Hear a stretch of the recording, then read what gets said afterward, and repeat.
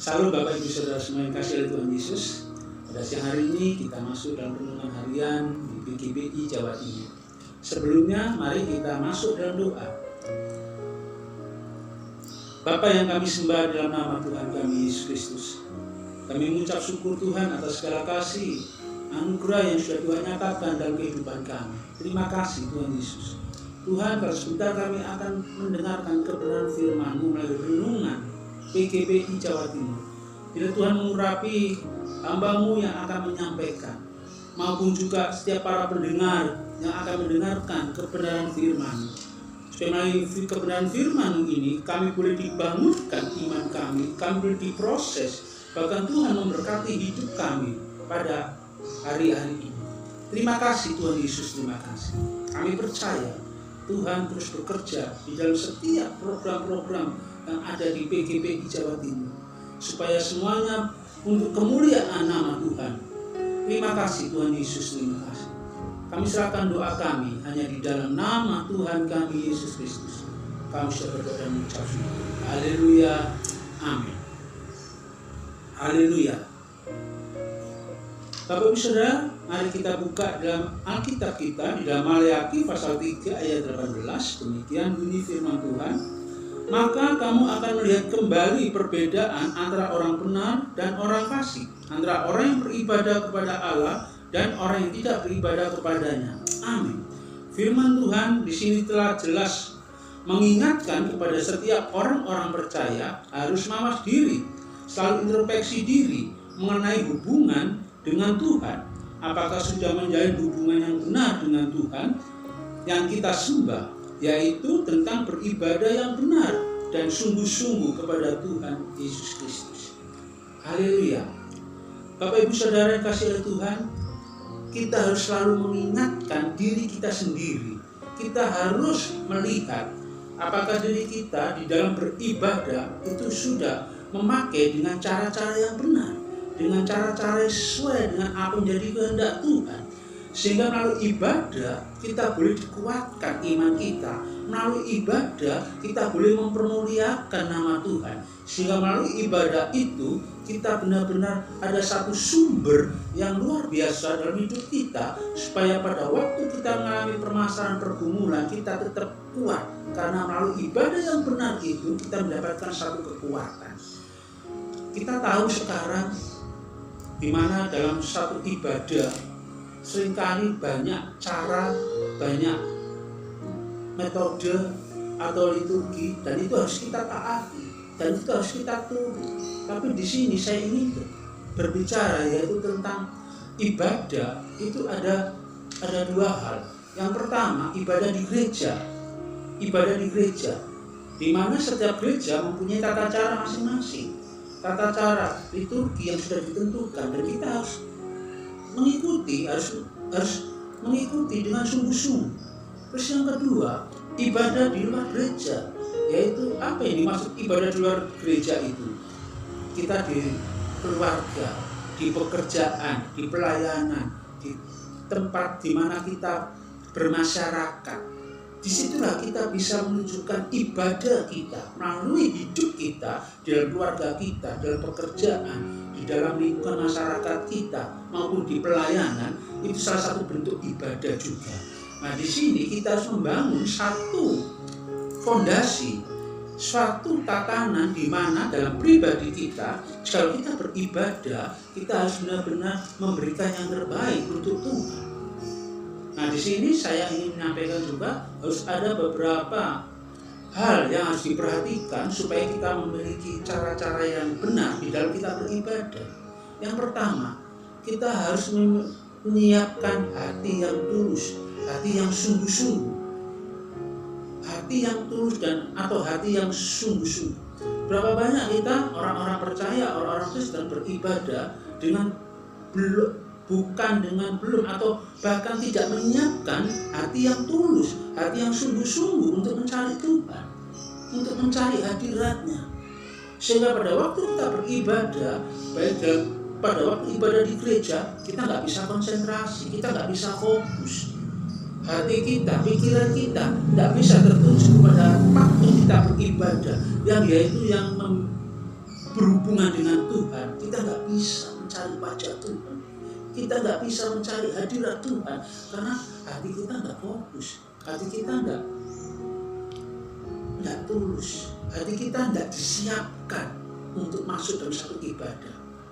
Jadi yang pertama, mari kita menyiapkan hati kita, hati yang tulus, hati yang rindu untuk bertemu dengan Tuhan. Yang kedua, memuji Tuhan. Mari, kalau kita beribadah, siapkan untuk hati ini untuk memuji Tuhan. Karena melalui pujian ini kita bisa mengagungkan Tuhan. Kita bisa bersuka cita di dalam Tuhan. Dengan sungguh-sungguh kita akan mendapatkan satu kegirangan yang dari Tuhan. Yang ketiga, menyembah. Kita harus masuk di dalam penyembahan atau menyembah. Yang ini mempunyai arti, kalau kita masuk dalam satu ibadah dan kita siap untuk menyembah Tuhan, maka kita bisa mempermuliakan Tuhan, kita bisa mengagungkan Tuhan, kita bisa selalu apapun yang terjadi dalam hidup kita, baik atau tidak baik, sukacita maupun kita masuk dalam pergumulan, hati kita bisa menyembah Tuhan, hati kita bisa mempermuliakan Tuhan, hati kita bisa selalu mengagungkan Tuhan. Karena hati kita juga kita siapkan, kita dituntut untuk menyiapkan hati kita untuk menyembah Tuhan. Yang keempat, apa yang harus kita siapkan pada waktu kita mau beribadah kepada Tuhan itu? Baca firman, mendengarkan firman, dan melakukan firman Tuhan.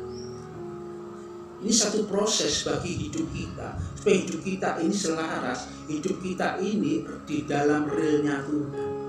Dan itu tidak mudah, untuk menjadi pelaku firman itu tidak mudah, karena kalau kita melakukan firman, daging ini yang bertentangan, keinginan daging ini yang bertentangan, keinginan hidup ini bertentangan. Tapi kita harus belajar untuk masuk hidup di dalam kebenaran firman. Supaya apa? Supaya kita menjadi orang yang taat. Orang yang taat.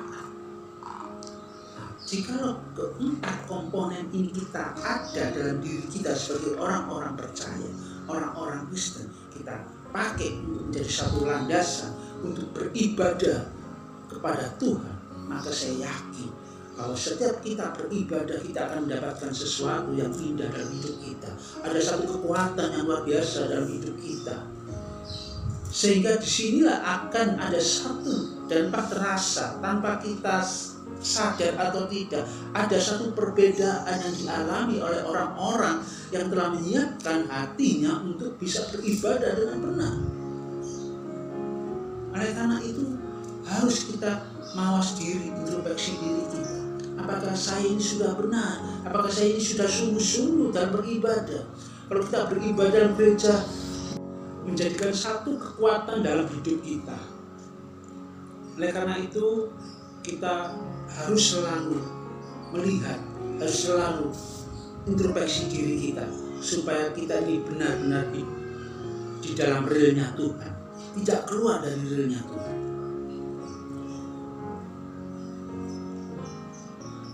Karena firman Tuhan telah jelas menyatakan ada perbedaan antara orang benar dan orang fasik, juga antara orang yang beribadah dengan yang tidak beribadah. Karena ada beberapa orang mempunyai pendapat mengabaikan hukum-hukum Tuhan dan berjalan tanpa kekudusan pun mereka tetap bahagia dan aman-aman saja. Ini yang membuat satu hal yang sangat tidak baik di dalam bagaimana kita membangun satu ibadah dengan satu dasar yang benar kepada Tuhan. Karena pandangan-pandangan seperti inilah sehingga membuat kita ini kurang menghargai Tuhan, kurang menghormati dalam satu ibadah di mana hadirat Tuhan itu turun. Hadirat Tuhan itu akan memberikan satu kekuatan, memberikan satu sukacita. Kita harus bisa menghormati Tuhan, karena pandangan-pandangan seperti ini itu akan bisa merusak kehadiran atau fondasi yang kita bangun untuk datang beribadah kepada Tuhan. Berapa banyak orang-orang meremehkan tentang ibadah. Sekalipun mereka beribadah dengan tidak sungguh-sungguh, hasilnya mereka melihat tidak terjadi apa-apa, aman-aman saja. Nah, ini yang membuat orang-orang Kristen, orang-orang percaya yang tidak terbangun karakternya yang baik, karakter yang kuat di dalam Tuhan, karena mereka merasakan tidak ada masalah. Sekalipun aku datang beribadah dengan tidak sungguh-sungguh, sekalipun aku beribadah dengan tidak menyiapkan sesuatu yang baik dalam hidup saya untuk datang pada Tuhan, gak terjadi apa-apa dalam diri saya. Ini perlu diperhatikan. Ini menurut saya perlu diperhatikan.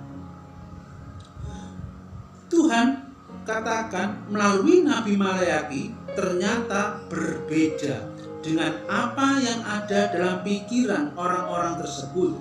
Tuhan berkata tetap membuat perbedaan antara orang-orang yang tidak beribadah kepadanya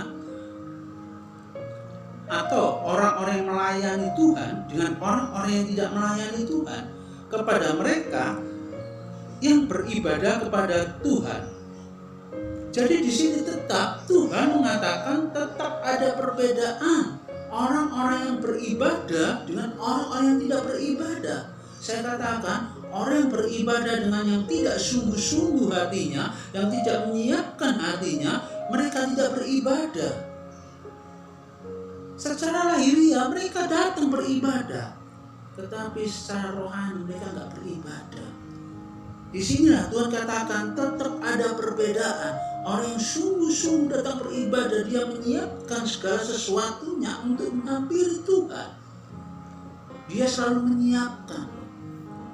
Di sinilah kita perlu belajar. Kita selalu belajar untuk introspeksi diri. Supaya apa? Karena melalui ibadah itulah kita akan bisa menikmati pertolongan Tuhan. Kita akan bisa menikmati penjagaan Tuhan.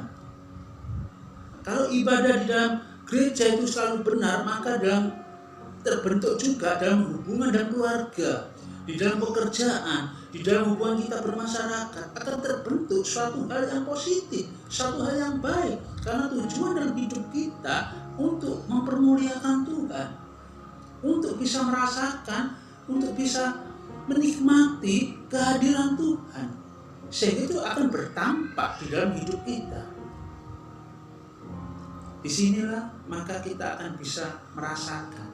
Sekalipun kita nggak tahu apa sih bedanya antara orang yang beribadah yang sungguh-sungguh dengan orang yang beribadah yang tidak sungguh-sungguh. Mungkin kita juga pernah merasakan, tapi ingat firman Tuhan katakan dalam Roma pasal 8 ayat 28. Di sini jelas dikatakan, demikian firman Tuhan dalam Roma pasal 8 ayat 28. Kita tahu sekarang bahwa Allah turut bekerja dalam segala sesuatu untuk mendatangkan kebaikan bagi mereka yang mengasihi Dia, yaitu bagi mereka yang terpanggil sesuai dengan rencana Allah. Allah turut bekerja untuk mendatangkan kebaikan bagi mereka siapa? Yang mengasihi Dia, yang mengasihi Tuhan. Jadi di sini ini janji Tuhan. Meskipun kita ini merasakan kok tidak ada pertolongan ya, kok sepertinya kita ini biasa-biasa saja, tapi firman Tuhan telah berjanji Tuhan akan memperhatikan, Tuhan turut bekerja dalam segala sesuatu untuk mendatangkan kebaikan bagi orang-orang yang mengasihi Dia. Tanpa sadar kita akan menikmati keajaiban Tuhan. Tanpa sadar kita akan menikmati penjagaan Tuhan dalam hidup kita. Karena dampak daripada kita memiliki cara-cara yang benar pada waktu kita beribadah. Kita bisa mempunyai hati yang tulus, hati yang sungguh-sungguh, hati yang rindu untuk mencari Tuhan. Hati yang selalu memuji dalam segala keadaan apapun. Kita selalu memuji, mempermuliakan Tuhan. Kita bisa selalu menyembah Tuhan.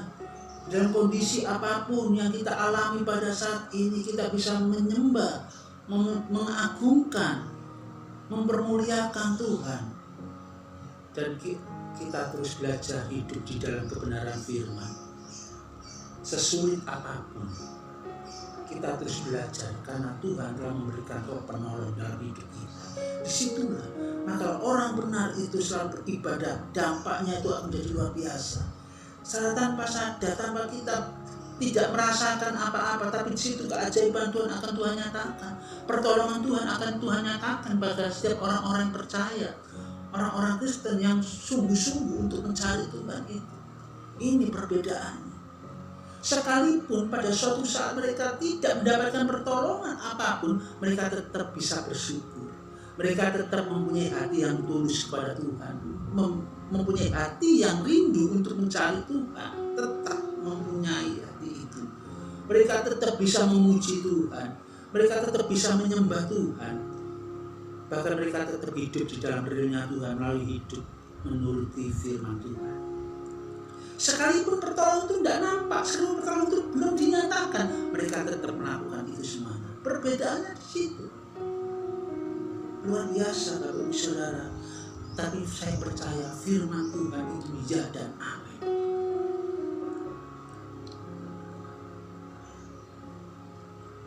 Meskipun mungkin saja mereka merasa Tuhan tidak memperhatikan, tapi pada akhirnya kita akan melihat dan merasakan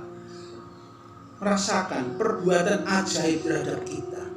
Pada akhirnya kita akan terus merasakan perbuatan yang ajaib terhadap kita. Roma pasal 12 ayat 2. Demikian firman Tuhan dalam Roma pasal 12 ayat yang kedua.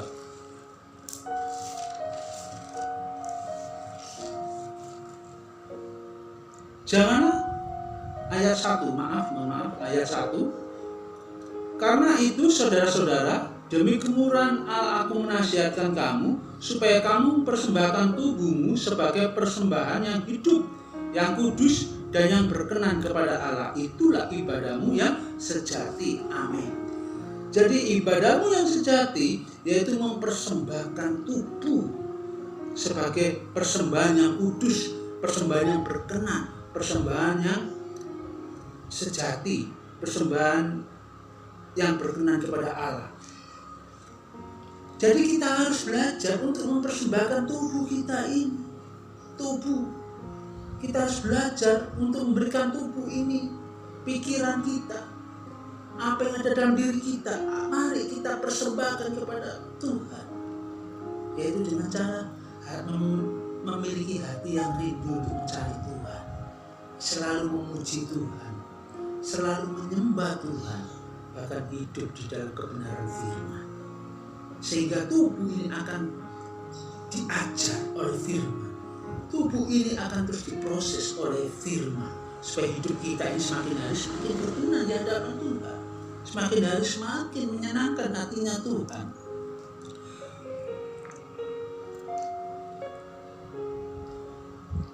Salah satu bentuk ibadah yang sejati adalah mempersembahkan tubuh kita sebagai persembahan yang hidup, yang kudus,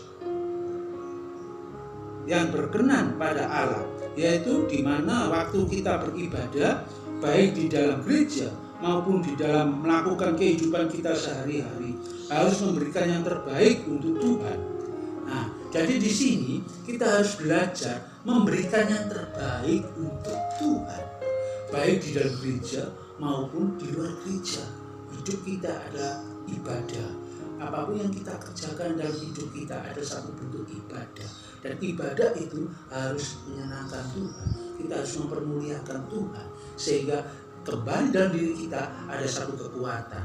Ada satu kekuatan dalam diri kita. Sehingga dalam menghadapi tekanan, dalam menghadapi segala proses hidup, dalam menghadapi segala pergumulan yang kita hadapi pada saat ini, kita akan menjadi kuat. Kenapa? Karena kita memiliki satu ibadah yang benar pada Tuhan. Kita memahami dan kita mengerti bahwa Tuhan campur tangan dalam segala aspek kehidupan kita. Haleluya. Mari kita tetap memfokuskan pandangan kita dan mengarahkan hati kita kepada Tuhan, dan tetaplah bersekutu dengan Dia, karena seperti yang Tuhan pesankan bagi kita, yaitu bahwa Tuhan akan senantiasa mendengar, memperhatikan dan bertindak dengan cara Tuhan sendiri secara luar biasa. Di sini kita terus fokus kepada Tuhan. Apapun persoalan yang kita hadapi, pergumulan kita hadapi pada saat ini, sesulit apapun masalah yang kita hadapi, pada saat kita harus belajar untuk tetap fokus kepada Tuhan. Kita fokus bagaimana supaya hidup kita ini benar di hadapan Tuhan. Tidak sama dengan orang-orang yang di luar, tidak sama dengan orang-orang yang tidak memiliki fondasi yang kuat. Mereka hanya beribadah, asal beribadah saja, tapi kita tidak. Apapun persoalan kita harus menjaga kefokusan kita kepada Tuhan, supaya kebenaran-kebenaran yang kita lakukan dalam hidup kita ini tetap terjaga dan selalu mempermuliakan nama Tuhan. Dan biarlah perbedaan-perbedaan yang Tuhan nyatakan pada orang-orang, antara orang percaya dengan orang fasik, orang yang beribadah dengan orang yang tidak beribadah, itu akan Tuhan nyatakan. Dan saya percaya bahwa perbedaan yang Tuhan nyatakan itu, di mana orang yang takut akan Tuhan selalu dijaga, selalu dilindungi, bahkan selalu dibela oleh Tuhan. Sehingga itu yang akan membuat orang-orang percaya harus semakin hari semakin setia, harus semakin hari semakin taat, harus semakin hari semakin takut akan Dia, untuk menjaga apa yang sudah kita lakukan di dalam hidup di dalam Tuhan ini. Supaya kita nggak sama dengan orang-orang yang beribadah tapi mereka nggak punya persiapan secara baik dalam beribadah, dan mereka tidak memiliki hati yang untuk tidak bertemu dengan Tuhan. Mereka itu sudah biasa, sekalipun mereka beribadah tapi mereka nggak bisa memuji Tuhan, dalam segala keadaan nggak bisa memuji Tuhan. Dan mereka itu menjadi biasa. Tapi biarlah dari golongan orang-orang percaya, dari golongan orang-orang benar, harus membina satu karakter yang baik di dalam Tuhan, sehingga hubungan kita dengan Tuhan itu terjalin satu keharmonisan, satu hal yang mesra, sehingga setiap orang nanti akan melihat perbedaan itu akan dimunculkan. Bagaimana mereka akan melihat antara orang benar dan orang fasik, bagaimana antara orang yang benar-benar beribadah dengan orang yang tidak beribadah dengan benar, dan bagaimana mereka akan melihat orang-orang yang melayani Tuhan dengan sungguh-sungguh dengan orang yang melayani Tuhan tidak dengan sungguh-sungguh. Tetap ada perbedaan antara orang yang mengasihi Tuhan dengan orang yang tidak mengasihi Tuhan. Amin. Demikian firman renungan pada hari ini, biar itu bisa menjadi satu kekuatan dalam hidup kita, dan itu boleh membangun iman kita. Sebelumnya kita akan berdoa untuk menutup renungan firman Tuhan pada hari ini. Terima kasih Tuhan Yesus, kami mengucap syukur atas segala perkara yang sudah Tuhan nyatakan dalam kehidupan kami. Biar Tuhan firman yang sudah kami dengar pada hari ini Tuhan boleh menjadi satu kekuatan dalam hidup kami Tuhan, supaya boleh menjadi satu tuntunan dalam setiap langkah-langkah kami Tuhan, sehingga apapun yang kami hadapi Tuhan, kami mau dan kami rindu Tuhan untuk bisa memiliki hati yang sungguh-sungguh Tuhan untuk bertemu dengan Engkau, hati yang rindu Tuhan untuk mengerti akan setiap rencana-Mu. Dan biarlah Tuhan Kau juga mengetahui bahwa kami selalu ingin memuji Engkau dalam segala keadaan kami. Bahkan kami terus menyembah-Mu Tuhan, selalu mempermuliakan Engkau dalam segala apapun yang kami hadapi pada saat ini. Dan kami rindu supaya hidup kami hidup dalam kebenaran firman-Mu. Biar Engkau yang memampukan kami Tuhan, Roh-Mu yang menolong kami Tuhan, Roh-Mu yang menuntun kami, Roh-Mu yang memberkati kami Tuhan. Supaya segala sesuatunya kami boleh merasakan bahwa Engkau tetap mengadakan perbedaan Tuhan antara orang benar dan orang fasik. Engkau yang tetap mengadakan perbedaan antara orang-orang yang takut akan Tuhan dengan orang yang tidak takut akan Engkau Tuhan.